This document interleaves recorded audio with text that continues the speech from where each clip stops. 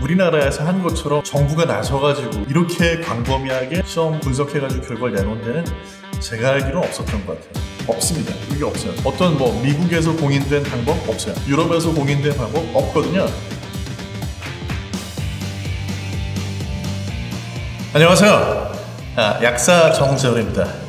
이제 아마도 생리대 관련해가지고 작년에 워낙 떠들썩했었기 때문에 많이 놀라신 분들이 계실 텐데 2017년 연말에 이제 국내에서 판매되는 생리대하고 기저귀에 들어있는 휘발성 유기화합물, 아마 VOCS라는 그 영문 약어로 더 익숙한 분들이 계실 텐데 이제 거기에 대해서 생리대에 들어있는 그런 휘발성 유기화합물이 인체에 유해할 정도가 아니다, 이런 결론이 나왔죠. 근데 이제 그 결론이 나온 거에 대해서 궁금하셔가지고 자료를 막 찾아보고 하시면 더 명쾌하게 어떤 해결이 되는 게 아니고 오히려 더 혼란에 빠지는 분들도 좀 계실 것 같아요. 그래서 오늘 제가 이 시간에, 제가 또 직업이 약사다 보니까 식약처에서 이번에 발표한 건수조사 결과가 어떤 의미가 있는지를 좀 쉽게 풀어서 함께 살펴보려고 합니다. 여기서 중요한 포인트는 뭐냐면 VOCS, 즉 휘발성 유기화합물이라는 게 전부 해롭냐? 전부 해로운 건 아니고요. 물에도 들어있고 우리가 들이마시는 공기 속에도 VOCS가, 그러니까 제일 쉽게 설명드리면 이런 거야. VOCS 중에 제일 쉽게 예를 들 수 있는 게 우리가 네일 이제 리무버라고 그래가지고 손톱에 매니큐어 바른 거 지울 때 사용하는 아세톤 같은 거 있잖아요. 냄새 나잖아요. 그게 공기 중으로 날아가서 그렇죠. 그것도 휘발성 유기화합물에 포함이 되는 거고요. 이제 산에 가면 무슨 피톤치드라는 게 만들어져가지고 공기 중에 피톤치드가 있어서 몸에 좋다, 이런 말씀 많이 들어보셨을 텐데, 이런 피톤치드라는 것도 사실은 식물이 만들어내는 그런 물질인데 휘발성 유기화합물에 포함이 됩니다. 그러니까 휘발성 유기화합물이다라는 것 자체는 그게 유해하다 또는 유해하지 않다가 아니고 그냥 전체를 묶어서 부르는 이야기이기 때문에 그게 중요한 게 아니고요. 휘발성 유기화합물 중에서 혹시라도 유해할 수 있는 것들이 검출이 되느냐, 검출이 되지 않느냐. 검출이 된다면 그게 위해성이 있을 정도로, 해를 끼칠 정도로 많은 양이 들어있느냐 또는 그렇지 않느냐 하는, 이제 그게 중요한 겁니다. 여기에 대한 게 또 이제 관련된 전문가들의 내용이 신문 기사로도 실리고 했었거든요. 근데 이제 생리대를 만드는 과정에서 접착제도 들어가고요, 부직포도 들어가고, 또 그 안에 들어가는 이제 어떤 원료라든지 이런 거를 처리하는 과정에서 의도하지 않았던 게 만들어질 수 있는데, 만들어진 게 또 전부 끝까지 가는 건 아니고 중간 과정에서 다 날아가고 하긴 하는데, 그러나 그럼에도 불구하고 완벽하게 그게 사라질 수는 없다. 그래서 어느 정도는 남아있을 수 있다라는 거죠. 생리대를 굉장히 초저온으로, 그러니까 영하 196도로 동결을 해가지고 분쇄를 하고, 그 다음에 이제 고온 120도로 가열을 해가지고 그걸 이제 측정한 거거든요. 그러니까 이제 이렇게까지 한 이유가 뭐냐? 여기에 대한 걸 아마 어떤 논란을 많이 보셨을 거냐면, 가위로 자르기만 해도 휘발 물질은 날아간다, 이런 반론을 제기한 분들도 있고 하거든요. 이런 식약처에서 한 것처럼 잘라가지고 분쇄를 해서 고온에서 120도에서 가열을 해서 그걸 측정하면요, 사실 그냥 가만히 놔뒀을 때 또는 이걸 착용했을 때 거기에서 나올 수 있는 생리대 휘발 물질보다 이론적으로 봤을 때 휘발 물질이 훨씬 더 많은 양이 나올 가능성이 있습니다. 그러니까 이제 그 인체에 우리가 이거를 착용을 하고 24시간이 될 수도 있겠죠, 경우에 따라서는. 근데 이제 갈아 쓰면서 하루에 예를 들어서 5개, 6개, 많게는 7.5개까지 쓸 수 있는 걸 가정해서 하는 건데, 이런 식으로 좀 가혹한 조건에서 검사한 건 뭐냐면요, 실제 우리가 착용했을 때 나올 수 있는 그런 수치가 아니고 그것보다 훨씬 더 가혹한 조건에서 했으니까 더 이제 제대로 된 위해 평가를 할 수 있다라고 보고 그렇게 한 겁니다. 이거는 성분이 분석이 안 되도록 조작하거나 그런 게 아니고요, 오히려 더 가혹한 조건에서 더 확실하게 자료를 보려고 한 거고, 이런 식으로 해줬을 때 가장 많이 인체에 노출되는 양을 기준으로 해가지고 최대한 노출된다고 했을 때 얼마가 되겠느냐, 이런 평가를 하려고 한 거죠. 그러니까 쉽게 얘기해가지고 식약처에서 사용한 방법으로 검사를 하면 우리가 실제로 생리대를 착용하고 다니면서 노출이 될 수 있는 값보다 훨씬 더 많은 양이 나올 수 있다고 보는 거고요. 그렇게 조금 더 극단적인 조건, 최대값을 가지고 평가를 했는데도 최악의 조건에서도 인체에 위해하다고 보기 어렵다, 이런 결론이 나온 겁니다.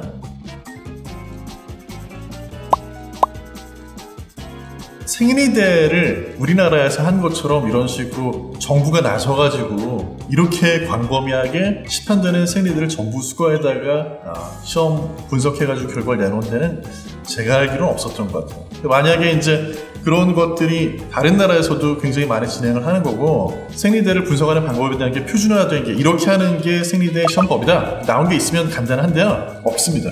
그러다 보니까 이제 거기에 대해서 객관성이나 신뢰성에 대한 논란이 있을 수 있었고, 그래서 이제 식약처 시험법에 대해 가지고 중앙약사심의위원회라는 곳하고 그다음에 뭐 생리대 안전검증위원회 이런 위원회들의 어떤 검증을 거친 건데요. 이제 여기서도 다시 또 일반 시나리오하고 최악의 시나리오를 나눠가지고 했거든요. 일반은 실제로 사용하는 패턴을 반영해서 본다고 한다면, 최악의 시나리오는 이제 하루에 생리대를 7개에서 8개 정도를 쓴다고 하고, 그 다음에 이제 한 달 동안에 7일 동안 일주일 내내 하루에 7개에서 8개 쓰니까는 뭐 적게는 한 49개에서 많게는 56개까지 쓸 수 있는 거죠. 이제 그런 식으로 최악의 조건으로 굉장히 생리대를 많이 쓰고 그게 100% 다 흡수가 된다고 했을 때 어떤지까지를 본 거죠. 이제 그렇게 해가지고 보니까 휘발성 유기화합물 VOCs라고 하는 그런 것들이 제품마다 차이는 있지만 일단 검출은 다 됐습니다. 검출은 다 될 수밖에 없다는 거죠. 그거는 뭐 이런 시나리오 상에서 휘발성 유기화합물이라는 것 자체는 그건 뭐 생겨나는 거를 막을 수가 없어요. 그런데 이제 다만 검출된 양을 가지고 일반적으로 노출됐을 때 시나리오, 그 다음에 최악으로 아주 많은 양의 생리대를 쓰고, 그리고 그분한테 그 생리대 썼을 때마다 유해한 성분이 100%, 사실 100%가 흡수가 안 되고 거의 한 20% 정도 흡수된다고 봤을 때가 일반적인 시나리오인데, 100%가 다 흡수된다고 봤을 때 충분한 안전력이 확보가 됐더라라는 겁니다. 안전력 이런 얘기 나온 거는 이런 것들은 전부 위의 평가라는 것 자체가 통계적으로 처리를 하는 거거든요. 그래서 어떤 수치가 딱 나오는 게 아니라 범위가 나오기 때문에 안전력이라는 게 나온다라고 보실 수 있겠는데, 생리대를 30년 동안 거의 일주일 이상을 매일같이 쓰는 분들도 안전하다고 볼 수 있을 정도로 위의 평가 결과가 나온 거예요. 그래서 거기에 대해서 걱정 안 하셔도 되고, 근데 아직까지는 거기에 대해서 과학적으로 딱히 이렇게 하면 된다라고 할 수 있는 그런 타당한 방법이 없기 때문에 거기에 대한 거는 뭐 결과가 나오질 않았습니다. 앞으로 이제 그런 게 나올지 모르겠는데, 다만 중요한 건 뭐냐면, 그렇다고 해서 이 뭐 84종이 이것들끼리 서로 어떤 상호작용을 해가지고 더 해로워진다라는 거에 대해서 딱히 또 과학적인 근거가 나와 있는 것도 아니기 때문에 거기에 대해서 너무 지나치게 걱정은 안 해도 될 것 같다는 생각이 들고요.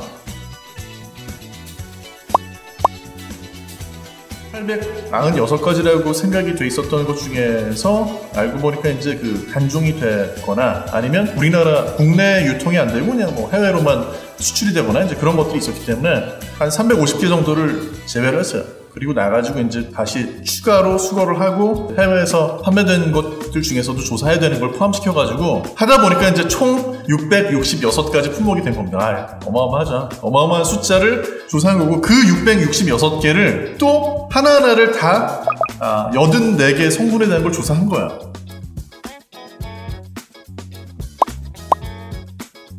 생리대 중에 요새는 이제 뭐 면 생리대라고 하는 것들 많이 나오잖아요. 면 생리대라는 게 이제 뭐 면 기저귀처럼 집에서 면으로 된 거를 빨아 쓰시는 그런 경우도 있을 거고, 또는 생리대에서 이제 거기에 일부 뭐 인체에 접촉하는 부분이라든지 또는 뭐 안에 들어가는 그런 부분에 면을 써서 이제 면이나 유기농 생리대나 이제 이런 것들을 표방을 많이 하거든요. 이제 그런 것들은 안전할 것 같지만 사실은 면사라는 게 재배가 될 때 그 안에 농약이 들어갈 수가 있죠. 그래서 이제 그런 것들 관련해 가지고 이제 미국이나 프랑스나 이제 그런 데에서 정부라든지 환경단체라든지 이런 곳에서 내놓은 자료를 토대로 해가지고 14가지의 농약을 분석을 한번 해본 거야. 혹시 그런 것들이 생리대에까지 남아있진 않는지 한 걸 본 겁니다. 근데 이제 그런 것 역시 이제 유해한 어떤 영향을 미치지 않는 걸로 분석이 됐던 거고요. 그 14종에 대한 거는 전체 생리대를 본 건 아니고 그 중에서 이제 판매량이라든지 고객들의 선호도라든지 이제 그런 것들로 해서 제일 좀 많이 쓰인다라고 생각되는 거를 이제 추가를 한 겁니다. PAH라고 하는데 탄 고기가 뭐 몸에 좋으네 안 좋으네 논란이 많이 있잖아요. 그런 고기가 탈 때, 뭐 고기뿐만 아니라 다른 어떤 것들이 탈 때 생겨날 수 있는 그런 화합물들인데, 이제 거기에 대한 것도 애초에는 3가지만 조사를 하겠다고 했었어요, 식약처에서. 근데 이제 기왕 하는 김에 더 하자 해서 총 15가지 항목을 살펴봤는데 결과가 불검출이 된 걸로 나온 거고요. 미 연방의 EPA, 그러니까 환경청에서 제시를 하는 독성 기준치가 또 있어요. 또 하나는 이제 바람 기울기라고 그래가지고 이제 슬로프, 기울기를 따져보는 그런 부분이 있어요. 근데 만약에 이제 이 안에 들어있는 물질 중에서 어떤 거가 발암 물질이다라고 한다면 그때는 어떤 문제가 있냐면 그 발암 물질에 장기간 노출이 됐을 때도 안전하냐라는 또 논란이 있었기 때문에 거기에 대해서 이제 지금 말씀드린 것처럼 발암 위해 평가를 하기 위해 가지고 어떤 그 기울기도 본 거고요. 그 다음에 거기에 더해서 아까 이제 그 벤치마크 용량이라는 게 있거든요. 벤치마크 용량이라는 것도 보고 해서 추가적으로 발암 위해에 대해서도 조사를 실시해 보니까 인체 위해를 줄 만한 그런 우려가 없었다라는 이야기입니다. 도데칸이라든지 7종의 물질은 사실은 별로 이렇게 독성 물질이라고 생각이 안 되고 하기 때문에 독성을 연구한 자료가 전 세계적으로 찾아봐도 잘 안 나와요. 그걸 이제 현재 어떤 참고치가 있어야지 위해 평가를 할 수 있는데 없잖아요. 자료가 없어서 그것하고 비슷한 다른 물질의 독성 참고치를 활용을 한 거죠. 그러니까 콜라에 대한 거를 우리가 이게 위해한지를 봐야 되는데 그 성분에 대한 게 자료가 없어요. 그러다 보니까 이제 비슷한 무슨 뭐 사이드라든지 아니면 무슨 다른 촉매음료 이걸 가지고 봤다라는 얘기인데요. 워낙에 다양한 물질 84종이잖아요. 그래서 생리대에 발견이 될 수 있다고 생각이 되는 그런 휘발성 유기화합물을 전부 다 본 거거든요. 이것들 중에서 7가지는 심지어 이게 위해하는 거에 대한 자료조차 없어가지고 그래서 비슷한 다른 물질을 가지고 봤다라는 얘기입니다.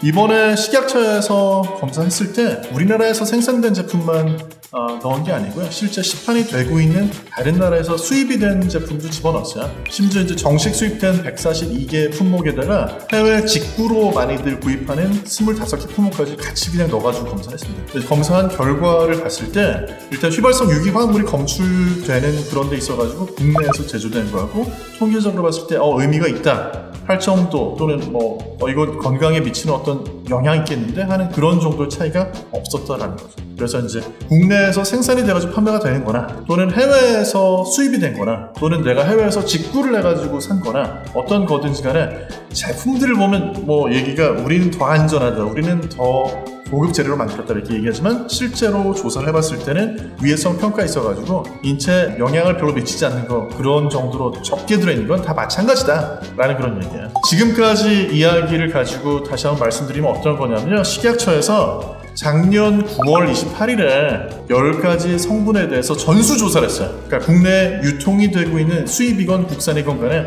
생리대를 666종을 전부 걷어들여가지고 10가지 성분에 대한 걸 조사했는데 그때 문제가 없던 걸로 나왔고요. 그다음에 나머지 혹시라도 생리대에 검출이 될 수 있는 휘발성 유기화합물 VOCs 74종을 더 본 거죠. 더 봐가지고 이제 2017년 연말에 12월 28일에 다시 한번 결과를 발표했는데 역시 아니나 다를까 총 처음에 10가지에다가 나중에 이제 74종 합쳐서 84종 성분의 휘발성 유기화합물에 대한 걸 보니까 위해성을 이야기할 정도가 아니다. 그러니까 인체에 어떤 유해하다고 볼 수 있는 그런 수준이 아니었고 검출이 안 되었거나 또는 이런 성분들이 검출이 됐더라도 위해성이 있다고 보기에는 굉장히 적은 미미한 양이 발견이 됐다. 이런 얘기입니다. 식약처에서 대단히 과학적으로 전문적으로 조사를 해봤지만 생리대 때문에 내가 어떤 해를 입을까 너무 걱정할 필요는 없다라는 게 결론입니다.